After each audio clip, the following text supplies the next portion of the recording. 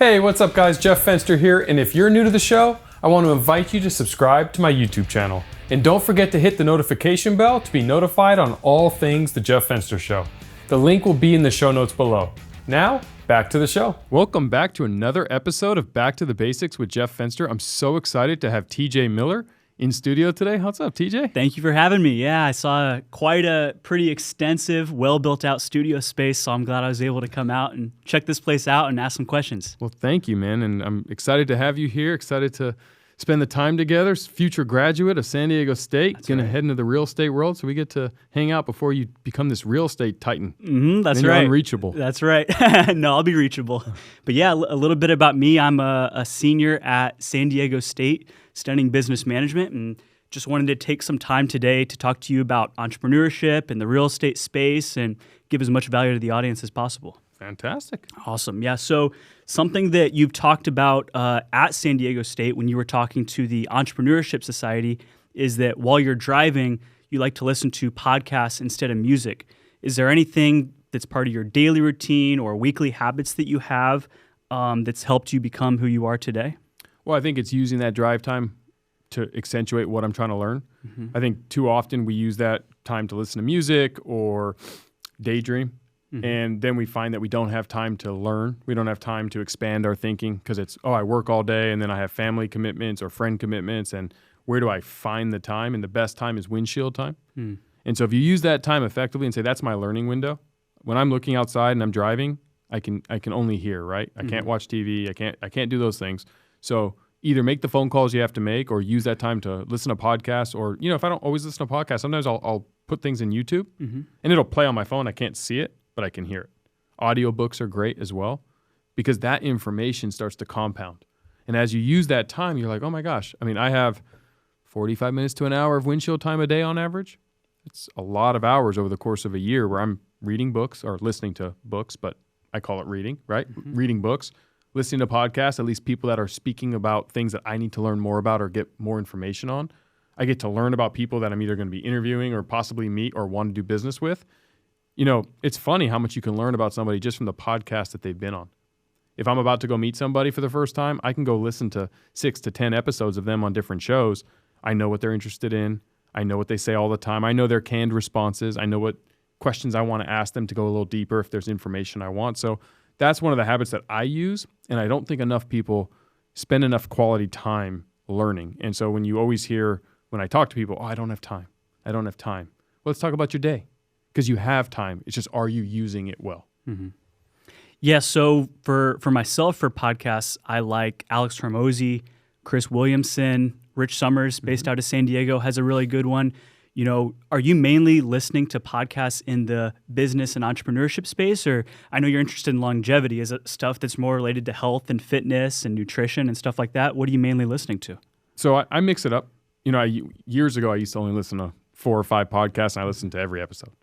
Now it's much more scatter. If I'm going to be a guest on a show, I try to listen to one of those episodes so I can provide more value. If I'm going to have someone on my show, I try to listen to some of their stuff. So that's me kind of doing the learning. When I'm just looking for relaxation, like Jeff Fenster just wants to have fun, that's my longevity stuff or sports podcast, things on that nature. Entrepreneurship, I don't need to listen to it as much because I live and breathe it every day. So unless there's somebody specific that's introduced a concept or an idea that's new to me and I want to dig deeper, I'll go and do that. But I try to expand my thinking and my knowledge. Like I'm trying to do more in real estate, so I've listened to Bigger Pockets podcasts. Than Merrill, a good friend of mine, Fortune Builders is the company that he had started. I listened to some of their stuff. I listened to Rich Summers because I was a guest on his show, so I got to dig into his podcast. I ended up listening to 4 or 5 episodes because I just found it awesome, right? He's got a great show. And so when I'm interested in real estate, I'll learn about that. But now, I love Bitcoin and cryptocurrency, so I listen to a few podcasts on that. Pompliano has a great show that I try to listen to when he's speaking about something intriguing. I like investing in the stock market, so I'll take and listen to that. Occasionally, I'll be dealing with an issue with one of my children, so I might listen to a parenting podcast, or a fight with my wife. I might listen to a relationship podcast. It's just opportunities to continue to build that knowledge. And I think if you pigeonhole your information to just what you're already interested in, you don't have the ability to expand your relationship capital as much, because I might go and hang out at the Entrepreneurship Society at San Diego State, and if I'm not a professional in real estate, But if I don't have any information and you're talking to your friend about real estate because that's what you guys are into, how do I get involved in the conversation? Right? I can't. I can ask you a very top level question, but that's not going to build any rapport. I want to be able to get into it with you. I want to start to learn, right? I have two experts with me. I want to learn from TJ. So how do I ask those questions to build? And so I think we should all be learning about, I learned about space because it's fascinating. Electric cars because it's fascinating, right? AI because it's fascinating. Longevity because it's fascinating.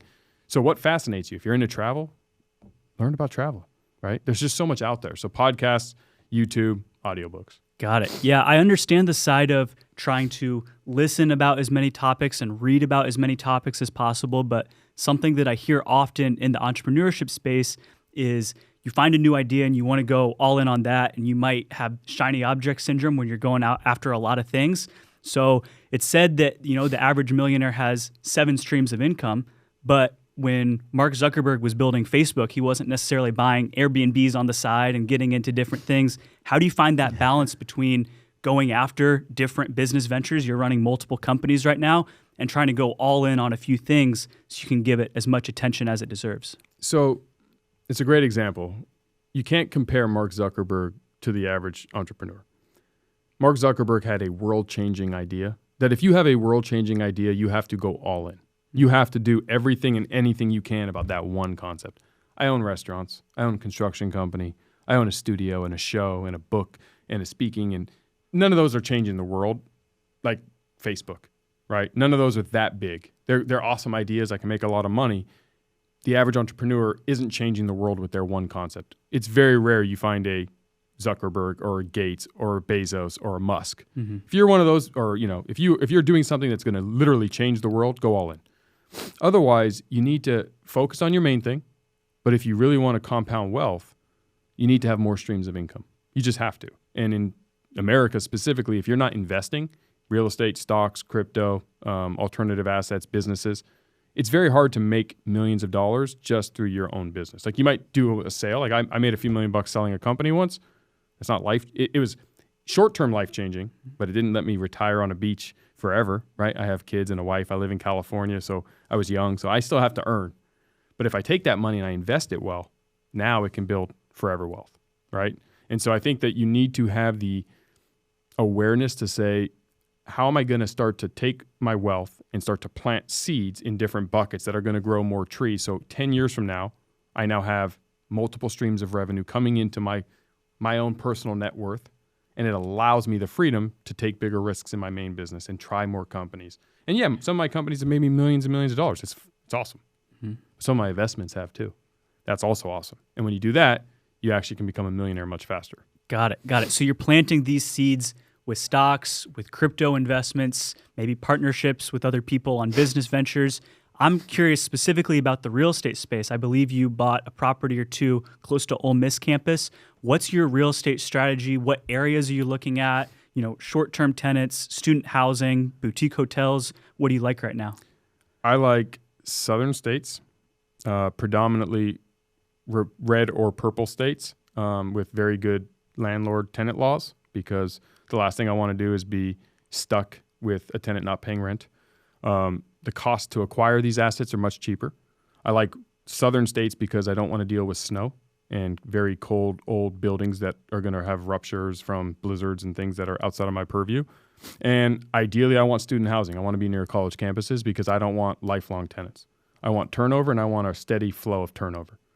You get into struggles when you're trying to have a family rent from you for 10 years and one of them loses their job, and now I have the moral issue of, do I kick out a family with children? I can't do that. I'm not that shrewd. I'm not that guy. I've learned that about myself. So now I'm going to let them stay rent-free. So the easiest answer for me is don't have them rent from me. So I'd prefer college housing, because the beauty of college housing is they stay for 1 to 4 years.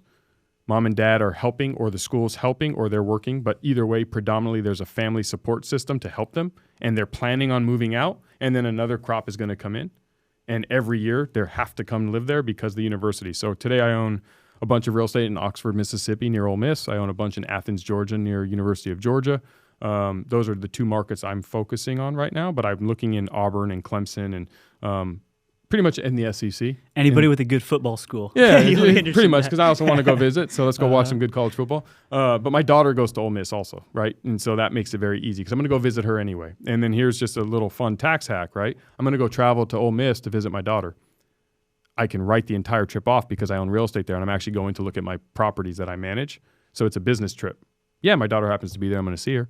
That's not why I'm going. I'm going for my property and get to hang out with my daughter, right? I bought a place for my wife and me when we go to stay in, but I Airbnb it when I'm not there. So that's my short-term rental. So now when I go, I don't pay for a hotel. I stay in my own place, and I offset the expense by short-term rental. The rest of them are annual rentals for college kids. But then next year, my daughter's going to move in with some of her girlfriends into one of my houses. I was going to pay for her to rent something anyway. Now I'm going to pay the same amount, but I have other people paying off my mortgage. Long term, I'm going to own the assets, right? Mm-hmm. And that's the strategy I'm doing. I've now also shifted to multifamily, so I have a couple duplexes. I have 3 duplexes in Athens, Georgia, and I'm playing with that because I learned from some of my real estate buddies that it's the same amount of work. It's just easier with multifamily. So doing the natural steps I'll say I'm a rookie or very young real estate investor. I started with the single family. Now I'm into the duplexes. Who knows? Maybe one day I'll own a boutique hotel like Rich, or a big apartment complex, like Mr. Brennan. But for now, it's really focusing on single family and multifamily right around college campuses where I can rent to college students and have that experience. Nice. Okay, great. And when it comes to the real estate game, let's say somebody's young and they know a contractor who can help them with any renovations or anything. They know a real estate agent and a lender, people that are going to help them out. They have the people on their team that they know they want to go into this with, but they don't have money for a down payment. What do you recommend as far as ways to earn money or provide value to somebody else so that they'll come in on the investment with you? Because my understanding is once you get that first property, it's much easier to get the second. You can use some equity from that. You know what you're doing more. But often getting the first property is the hardest. What advice would you give to someone listening who maybe they have the team already lined up, but they need the money or the deal to get started? Well, if it's the money's the easiest part if you have a good deal, right? If you have a good deal and you don't have the money, call me because I'm always looking.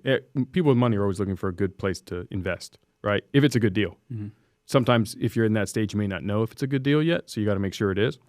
But I've heard a lot of listening to these podcasts and listening to smart real estate guys have telling me their story, even on my show. A lot of them start with, I'll buy a duplex for 5% down, and I only have to come up with 10 grand or 12 grand because it's 120 grand in some of these markets. So you move to the market that you can afford. You buy a duplex or a fourplex. You live in one and rent out the other, which should offset the mortgage cost, and you fix it up, and then you rent that one out, and now you have your first property, right?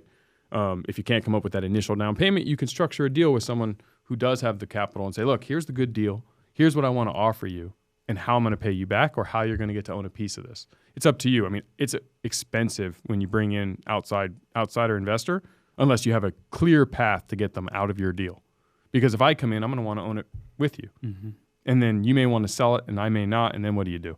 Right? So you just run into all of these issues because my real estate strategy is I don't ever want to sell my real estate. My time horizon's forever. So I bought all these properties to own them forever. If I never sell any of my properties, that'd be wonderful. That means that I'm leaving my estate with these income-producing pieces of assets that will help my children and my grandchildren and my great-grandchildren have a steady flow of income forever. And that's when you look at the wealthiest people, a lot of them participate in real estate, right? And for generations, it creates generational wealth, which when you're a parent, you start to think about. Right? I want to provide generational wealth, not because I want my kids to be spoiled brats, because I want them to do what they love, not have to do something they don't love just to make money. And if I can accomplish that for them, I'm going to feel really good about it. And then if I want to do that for my grandkids. So if I was to get into a deal with, let's say, someone who needed the money, but they want to sell it in 3 years, I don't know that I want to do that. Mm-hmm. So I would say you have to get clarity as to how you're going to get them out of your deal or what the time horizon is. Secondly, if you can't get the money, and you also said, what if you can't find the deal? That one I don't know how to help on. I don't know wholesaling very well, but I've heard wholesaling is a great way to, I had Carlos Reyes is a good friend of mine. He's the wholesaling expert. Wholesaling is a great way to make short-term cash. Jerry Norton built his career off of wholesaling, and now he's a real estate titan. And that can make you that down payment money where you go find a deal. If you find someone who will take that deal off your hands, you save, and then you get to buy your first one. So I think that there's ways, right? Hustlers will always find a way. And I think that is so important, is that you find a way. Because if you can demonstrate that you can always find a way to get it done, you can attract so much money. I can raise millions of dollars overnight because people who invest with me, they know that Jeff's going to figure it out. I've proven it. And that's what I want to see. If I'm betting on a human, if I'm investing with you, I want to know that TJ's going to figure it out. Even if he doesn't know how yet, and the world's going to knock him down, and whether it's COVID or 2008 financial crisis or whatever, interest rates that are through the roof, whatever it is, he's going to figure it out. That's what I want to see from an entrepreneur who I invest in. Same thing would come with real estate. And so I think that it's more important that you don't find outside capital. You get it yourself. Mm-hmm. And when you do that, you're building your own wealth. And when you're young, enjoy being broke. Enjoy it, because you don't get to have that opportunity for long. And it sounds stupid, like, why do I want to be broke? Because when you're broke, you're dangerous. You're dangerous because you can do anything. You're not stuck anywhere. You can go for any opportunity. You don't have a family to support, so you don't need to make any money. You could sleep on a buddy's couch, which means you can work and do sweat equity and find the deals that a guy like me just isn't going to be able to do. I have to take care of my kids and my family. I have all these obligations. I can't jump and go to Tulsa, Oklahoma tomorrow for an opportunity. So if you're broke and don't have those, like, you have something that is it's advantageous against the wealthier individuals. You know, in entrepreneurship and business, I compare it to businesses. A startup has advantages over Microsoft. Speed and agility. It takes a while for the big companies and big behemoth brands to shift and pivot and make investments and learn. A startup can come and try something, fail, move on to the next thing, and just zip zap and find all these cool things and front run it. So I would use that as an entrepreneur who's trying to get into real estate the same way. Like, use your speed and agility and just go all in. Just go do it. Got it. Yeah, you've got nothing to lose at that point when you're just starting off. Hey everyone, just wanted to take a second to say how incredibly grateful we are for all of our listeners, and I want to hear from you. Your feedback is greatly appreciated, and it will only help us make this show better for you. So any questions you have, click the link in the show notes below and let us know. Now, back to the episode. You talked with Kent Clothier about that shift from hustler to CEO. Mm-hmm. For you, did that happen when you hired your first employee, or when the team was at 10 people, 50 people? What was the moment for you when you made that shift? It's probably gradual, but when do you remember kind of going back a little bit from the hustler and more giving tasks to people where you know they're going to mess up and you're going to watch them do that, but it's essential for you to let them mess up so they can learn from it? It took me a while. I wasn't as quick transitioning to that as I wish I was looking back. I lost a lot of money as a result, but it's hard to go from hustler to CEO. It's hard because when you start your own company and you can do it, other people can do it better, but it's different than how you do it, so it doesn't feel better yet. You don't have that confidence. You don't have that understanding. You don't have that experience to know, like, hey, you know what? I can do it here. TJ's going to go this route. It doesn't feel like he's doing it better than me, but the end result's going to be better than me. And I had to come to the conclusion that I had to realize, like, wait, I can only go as far as I'm capable of going if I keep being a hustler. The day you become a CEO, you realize you get the power of a team. And that's like what we're doing now. Like, now I'm very comfortable letting other people do 99% of it because they're better at it than I am. And as long as I hire right, they can do it. And so it just took a lot of experience. I would say I was probably in my mid-20s, maybe 3 or 4 years after I started my first company. And I was pushing talent away and we weren't growing and I kept hitting a ceiling and a plateau. And I couldn't figure out why until I realized I was the problem. And I was still trying to hustle my way through this thing and be a hustler, not a CEO. And Kent is so good at explaining that. And that, you know, our episode together, he really goes into it, but you can hear him on lots of different things. And he really talks about that transition from hustler to CEO because now you're starting to compound your wealth and your earnings exponentially. And it is a huge transition. And so for those listening who are young entrepreneurs or hustlers that are feeling like, hey, I can grind and hustle. Yes, you can and you need to. But you also have to transition to the CEO role eventually or hire a CEO and stay in the hustler. And not everyone wants to hire a CEO. So whether it's with Everbowl or with WeBuild, what has been the strategy for hiring or moving forward? What are the roles that you're looking for right now so that you can scale both of those companies? So I like to attract, meaning I don't want to just do a traditional job posting and interview people. I put out a comment, hey, I'm looking for blank, right? I'm trying to build this. Anyone know anybody who'd be great? And then I want thought leaders. I want someone who's going to come with a piece of paper and say, this is how we're going to do this. And you come in and I want them to interview me more than I want to interview them. Like, I want someone who's confident in their abilities. And like you're going to come in and you're going to say, this is how we're going to take over the real estate development in San Diego, around San Diego State. Mm-hmm. This is what we're going to do. Not, I'm going to come in, I'm going to do it however you want. Well, that's not the person I need right now. I'm not going to get to where I want to go. I need you to come tell me how we're going to get there, and then you tell me what resources you need or what are the obstacles, and then my job is to remove those obstacles and barriers and provide you with the resources necessary to execute on your plan that I believe in. And when I shift my perspective that way, now I attract thought leaders and world-class talent. At Everbowl and WeBuild, if you go look at our team, it's just filled with incredibly talented people. And they tell me how we're getting there, and then my job as the CEO is, again, remove those obstacles, provide them the resources, and allow them the canvas to paint their masterpiece. And we win. Awesome. For any young entrepreneurs or any entrepreneur that's listening to this right now, do you have any productivity hacks or ways that you've gotten more out of your time? You mentioned everybody has the same amount of time. How can you get more out of your time? Is there anything you've implemented? Well, I think it's using your time more effectively, like we talked about. Windshield time is one of the easiest answers. Not wasting time, because people think that I hear, I work so hard. And when you actually look at what they're doing, they're active. They're busy. They're running in place. They're not going anywhere. So there's a difference between activity and productivity. And the day that you can identify the difference is when you start to see the gains. So you can be very busy. I can spend an entire day doing a lot of busy work. And I can work 12 hours today and say, I worked really hard today. Or I could spend 12 hours being very productive and do more in that 12 hours than someone who's just busy is going to do in an entire month. And all of a sudden you're like, well, how did he do that? Or how did she do that? Well, it's because they were focusing on productivity. So you need to have very specific targets for the day. What are we accomplishing today?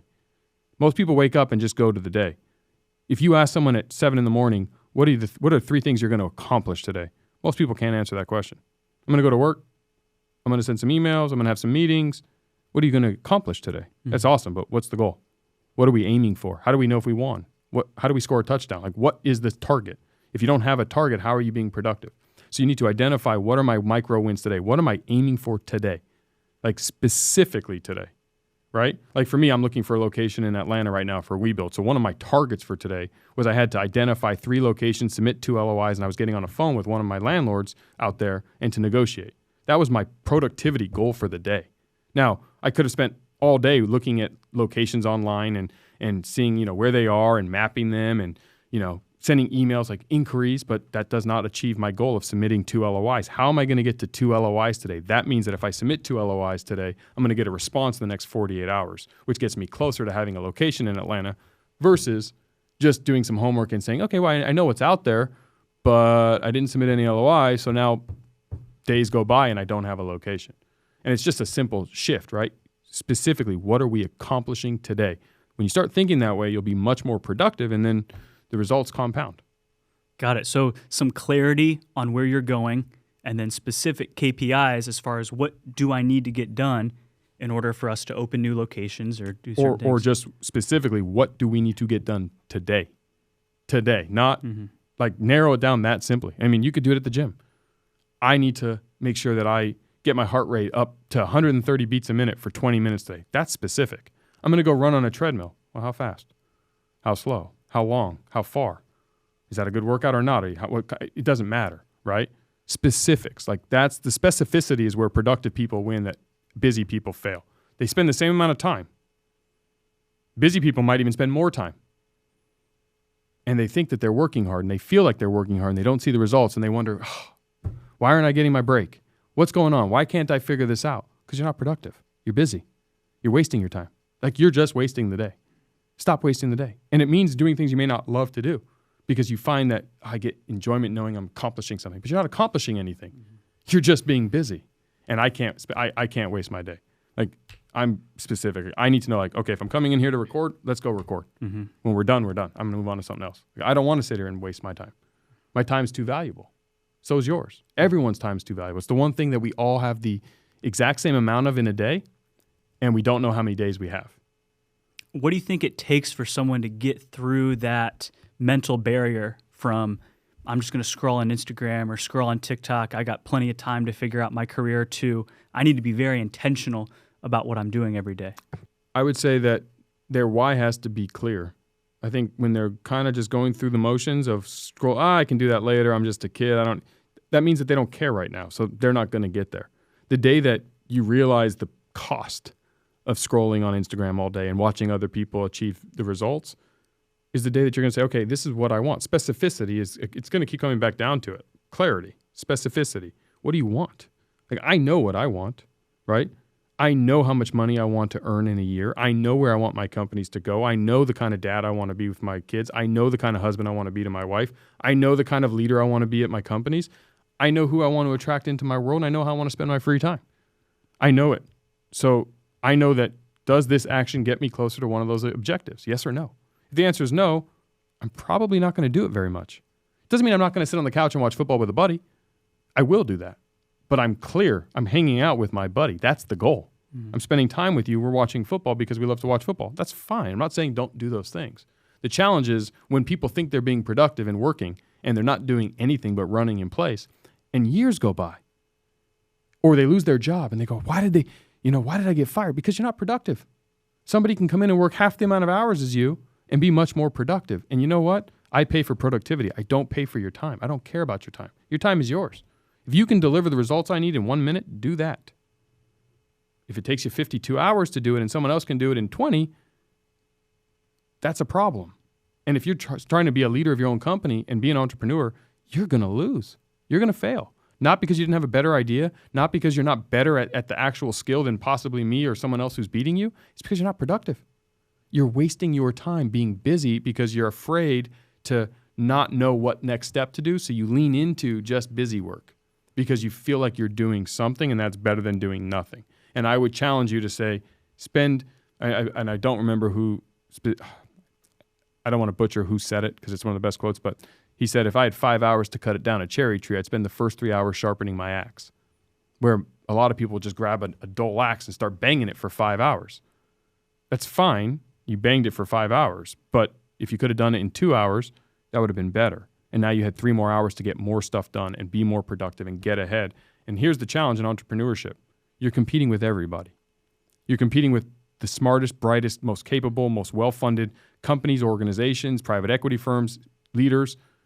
And all of us, there's no like, well, now that you're here, we have to be tolerant that you're new at this. No one cares. No one cares if you're inexperienced. So you got to figure out the productivity chasm. How do I become the most productive version of myself? And to do that, if you're stuck saying, I think I want to, but I'm not sure, you're not ready. Just flat out, you're not ready. You have to go get beat up a little bit in the world to go, okay, I'm tired of this. I'm tired of this life. This is what I want. I want to go make millions of dollars. I want to go build a great enterprise. I want to go build the coolest company in the world. I want to be around the greatest humans. I want a great family. I want to be in the best shape. Whatever it is. If eating a Big Mac is more important to you than working out, you're not going to be in shape, right? You're just not. And so it all comes back down to specificity. And so you really got to spend time analyzing what do you want specifically and how am I going to get there? And if you don't know how to get there, that's where you can learn from other people. You know, that's part of why I have the Jeff Fenster Show. Bringing on smart, talented, successful people to reverse engineer how they got there. Hear their story. What did they do? What are they doing now to maintain that level of success so we can all learn? Because that's where I want to help entrepreneurs and young business leaders. I want to help them realize, like, you want it. You just don't know how yet. So let me help you figure out the how. What is that formula that's repeatable? Once you get that, now you just got to execute. Now you just got to do it over and over and over and over. And if you find yourself incapable of doing that, you don't really want it. So do something else. Got it. Yeah, so you have the clarity of where you're going, the discipline to commit to what you need to be doing. How do you see your day-to-day shifting as all of your companies grow, as time goes on? What are you going to be doing differently in the next few years? Differently, I don't know, because it's whatever the goal is, but I find myself solving the problems of the day specifically and empowering my team specifically, right? So I don't have the greatest discipline. I have a rule. The days I feel like doing something, I do it. The days I don't want to do it, I have to do it. That's it. I've trained myself, like anything else, to build the habit of doing it when I don't want to. Want to is not a requirement for me. That was the biggest life-changing alteration I've ever had in anything, period. When I no longer had to feel like it or want to get something done, my whole world changed and I made millions of dollars and had a ton of success. Everyone else, I don't feel like it today. You know how many days I don't feel like working out? 8 out of 10. Do you know how many days I don't feel like coming in and working a 12-hour day or getting on an airplane and traveling or getting on a stage or talking and having a tough conversation or dealing with a client or sourcing new materials or dealing with supply chain or starting another? All the time I don't feel like it. I'd rather be hanging on the couch with my kids, watching a movie and cuddling, or going somewhere fun with a friend. I'd rather do all those things. But want to and feeling like it just is no longer part of the requirement to get it done. And so if you're young and you can work on yourself, work on that. Remove the need to want to or feel like it. That is the most powerful thing you can solve, because when you solve it, just like I was saying, it makes it really hard to stop you because you're going to do it every day. Right now I'm doing a workout challenge. I've worked out every single day for 156 days straight. There's lots of days I don't feel like it. Like lots. One of the days I didn't work out yet, and I went out for sushi and sake with my wife and another couple, and I landed on an airplane, and I got in late, and I didn't get to dinner till 6:30 or 7. I didn't get home till almost 11, full of sushi and sake. I hadn't worked out yet, and I'm on this challenge with a friend of mine. So I got on a treadmill, feeling full on sake and raw fish. It was the hardest run of my entire life. My wife said I was nuts, and I almost threw up like 3 times, but I had to. It was have to. I have to. It's like brushing my teeth. I have to brush I'm not leaving my house without brushing my teeth. I don't care if I don't want to. I have to. I have to do it. And that triggers like, oh, now that I did that, you know how much easier it is to work out now when I didn't be full on sushi and sake? Like I accomplished that, now I can accomplish anything. So build those habits. Like, what do I not want to do today that I have to do? Do it. Accomplish it. You get 100% done of what you do. You get 0% done of what you don't. So just do it. Do it, do it, do it, do it, do it. And then you become unstoppable. Awesome. Relentless, as Tim Grover would say. Great. Love it. Well, thank you. That was super insightful. So I appreciate you taking the time to help me out and help out everyone in the audience. Well, thank you, TJ. It's always inspiring for me to see the future generation here, and I'm excited to watch you grow. And, you know, I'm here for you as you're expanding and graduating. So if I can ever do anything to help you in the real estate journey and mission, and for those listening, he does have his license. So if you're trying to buy some real estate here in San Diego, reach out to TJ Miller. He can take care of you. Thank you. Thank you. Appreciate it. Thank you. Thank you so much for listening. If you're looking to level up your relationship capital game, then take a minute and text the word Jeff to 33777 for a free copy of my Network to Millions playbook. The link will also be provided in the show notes below. See you guys next time.